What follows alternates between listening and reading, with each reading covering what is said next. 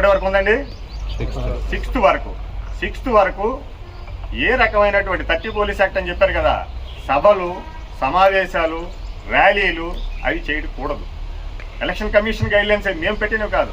ఆ తర్వాత మీరు లెటర్ ఇవ్వండి, మేమే పర్మిషన్ ఇస్తాం, మేమే బందోబస్తు ఏర్పాటు చేస్తాం, మేమే 100% మీకు సహకరిస్తాం. ఆ 3 రోజులు మాత్రం ఎలక్షన్ కౌంటింగ్ అయిన దగ్గర నుంచి 6వ తేదీ వరకు అటువంటివి దయచేసి ఎవరు పెట్టుకోవద్దు. తెలిసి కానీ తెలియక కానీ నేను చెప్తున్నాను. ఎందుకంటే అది మీరు ఎందుకు అలౌ చేశారని మమ్మల్ని క్వశ్చన్ చేస్తారు. ఇప్పుడు నేను నాకు ఇబ్బంది లేని సహాయం చేయగలను, కానీ మాకు ఇబ్బంది వచ్చే సహాయాన్ని మీకు చేయలేము. అది ఒకటి దృష్టిలో పెట్టుకోండి. తర్వాత కలెక్టర్ గారు ఆల్రెడీ మొన్న 25వ తేదీన ఒక ఆర్డర్ పాస్ చేశారు.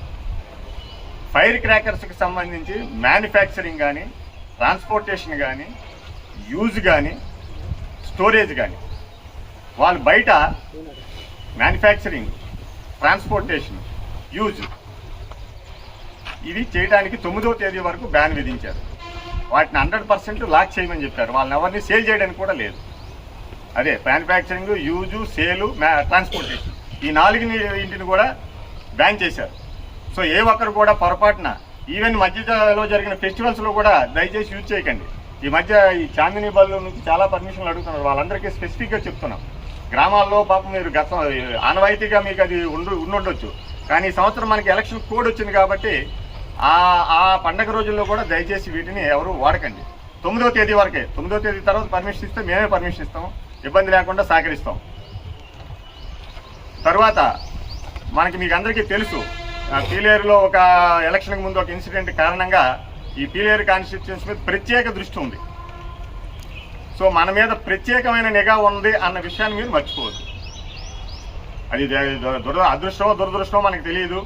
ఒక ఇన్సిడెంట్ జరగటం, దానివల్ల ఆ కేసు ఎలక్షన్ కమిషన్ వరకు వెళ్ళటం, దాని మీద అధికారులందరూ చాలా కఠినమైనటువంటి ఇన్స్ట్రక్షన్స్ జారీ చేయటం, అవి అమలు చేయాల్సిన బాధ్యత మా మీద ఉంది. కాబట్టి మా సిఐ గారు చెప్పినట్టు మా దృష్టిలో పడటం, మేము దాని మీద చట్టాన్ని మీ మీద ప్రయోగించడం, తర్వాత మీరు బాధపడటం అన్నది చేయొద్దు.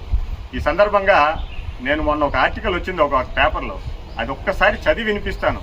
ఒక పచ్చనటువంటి విలేజు, అందరూ కలిసిమెలిసి ఎంతో ఐకమత్యంతో పండగలు, వాళ్ళ కార్యక్రమాలు, శుభకార్యాలు ఒకరికొకరు ఇన్వైట్ చేసుకుని సస్యశ్యామలంగా ఉన్నటువంటి ఒక విలేజు ఈ రాజకీయ గొడవల కారణంగా కొట్లాట్లకు వెళ్ళి హత్యలు జరిగి గత 20 సంవత్సరాలుగా పలనాడు ఏరియాలో ఏ విధంగా నష్టపోయిందనేది ఒక మంచి ఆర్టికల్ రాశారు. బలైన బలగం అనే హెడ్డింగ్ పెట్టి ఈ మధ్య ఒక 4-5 రోజుల క్రితం ఒక ఆర్టికల్ వచ్చింది.